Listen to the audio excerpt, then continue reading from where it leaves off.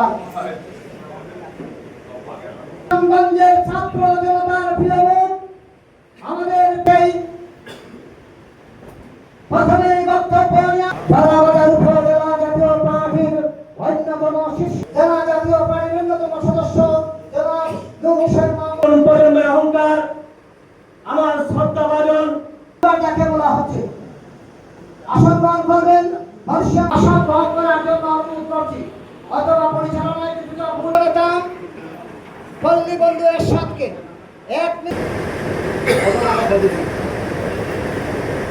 অনেক জায়গায় রূপান্তরিত করেছিলেন ক্ষমতার বিকেন্দ্রীকরণ করতে করতে একেবারে যেখানে মানুষের উন্নয়ন হয় গ্রাম পর্যায়ে ক্ষমতা নিয়ে যাওয়ার চিন্তাটা করছিলেন একমাত্র আমাদের মরহুম প্রেসিডেন্ট আলহাজ হোসেন মোহাম্মদ এরশাদ।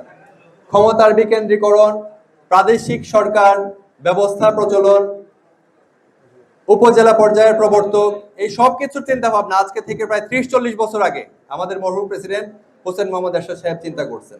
একজন রাষ্ট্রপতি 9 বছরের সফল রাষ্ট্রপতির বাসার ওই ইরাকের প্রেসিডেন্ট একটা পিস্তল উপহার দিছিল। এই পিস্তল পাওয়ার পরে তান্ডে 6 বছর জেল খাটাইল। 6 বছর জেলও আসলাম নানি এরশাদ সাহেব।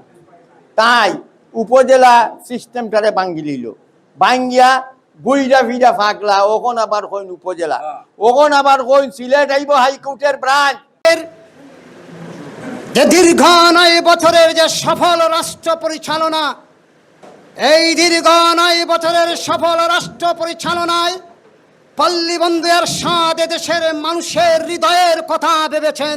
এরশাদের রাজনীতি কি ছিল, এরশাদের রাজনীতি কি ছিল, জাতীয় পার্টির রাজনীতি কি, এটা আমি এক বিস্তারিত ব্যবস্থা লেখার জন্য সাংবাদিক বন্ধুদেরকে বলছি। বেগম মমতাজ ইকবাল, আমি মাগফিরাত কামনা করছি।